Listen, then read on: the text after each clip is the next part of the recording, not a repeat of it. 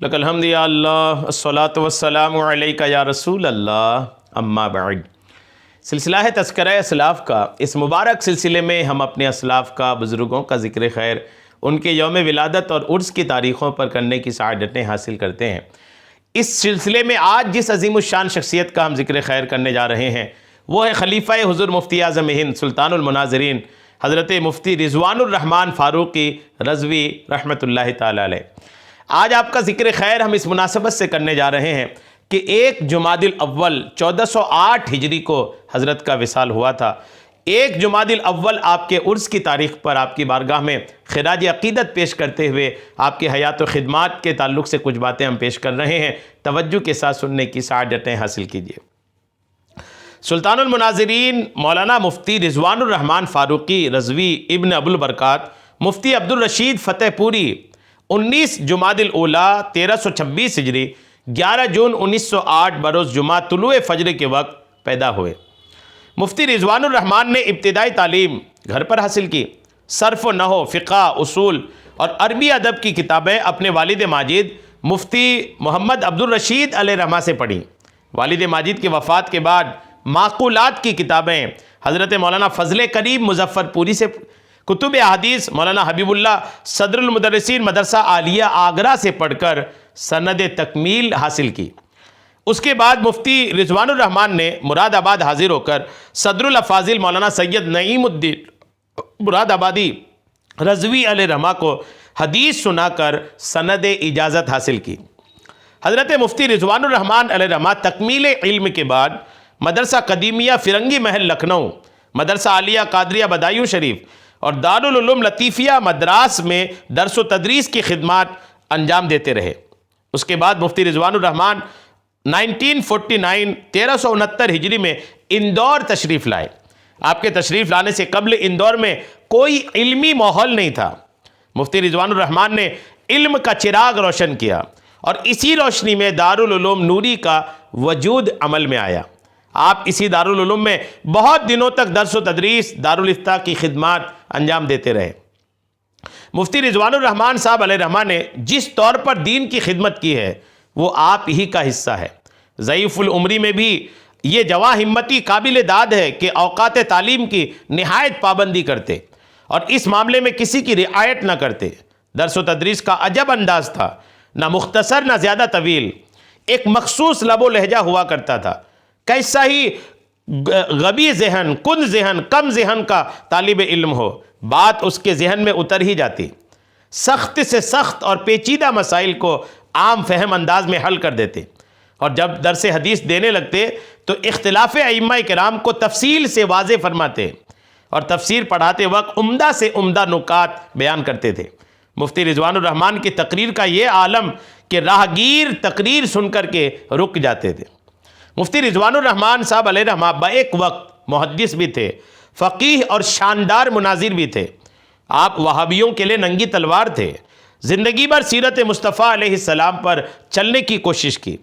ہر لمحہ تعلیم محمدی پیش نظر رہتی۔ بات کے اس قدر پختہ تھے کہ جو بات کہہ دیتے اس پر قائم رہتے، چاہے دنیا ادھر سے ادھر ہو جائے۔ مفتی رضوان الرحمن لوگوں کو وہابیت سے بچانے کے لیے بستی بستی، گاؤں گاؤں فی سبیل اللہ پھرتے رہے اور اس میں کامیابی بھی حاصل فرمائی۔ آپ کے مشہور تلامذہ میں سے کچھ سنیں۔ حضرت مفتی رضوان الرحمن علیہ رحمہ نے اپنی زندگی میں بے شمار علم و حکمت کے موتی لٹائے اور ملک کے تشنگان علوم کو سیراب کیا۔ آپ کی درسگاہ سے بہت سارے علماء کرام پیدا ہوئے۔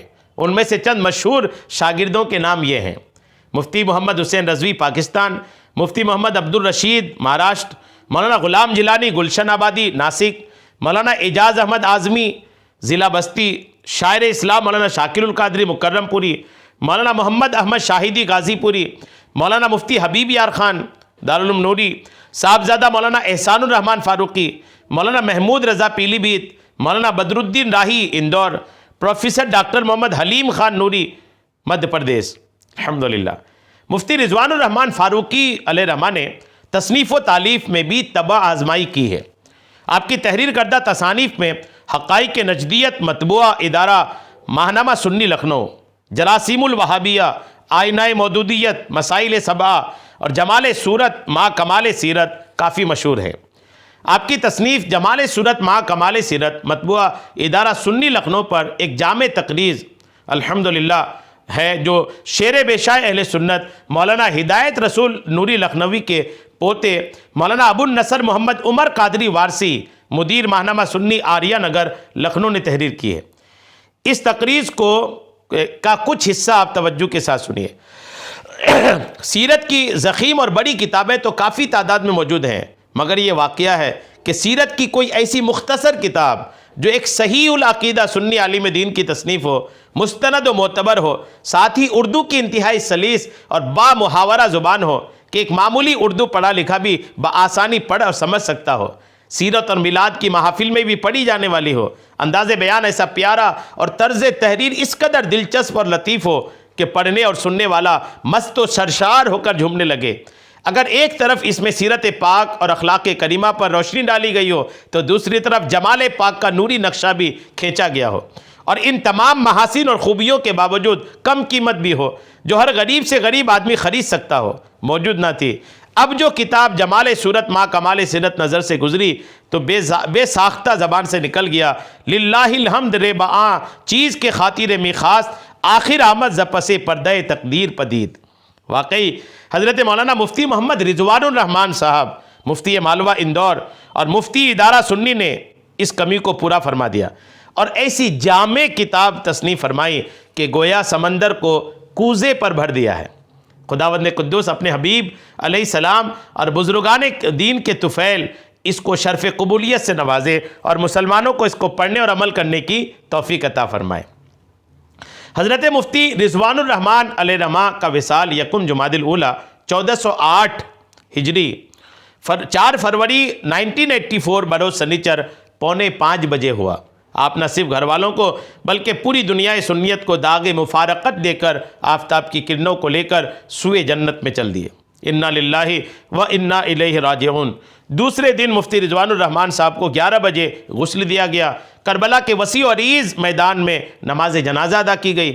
امامت مفتی غلام محمد خان رضوی شیخ الحدیث جامعہ امجدیہ ناگپور نے فرمائی، اس کے بعد سپرد خاک کر دیا گیا۔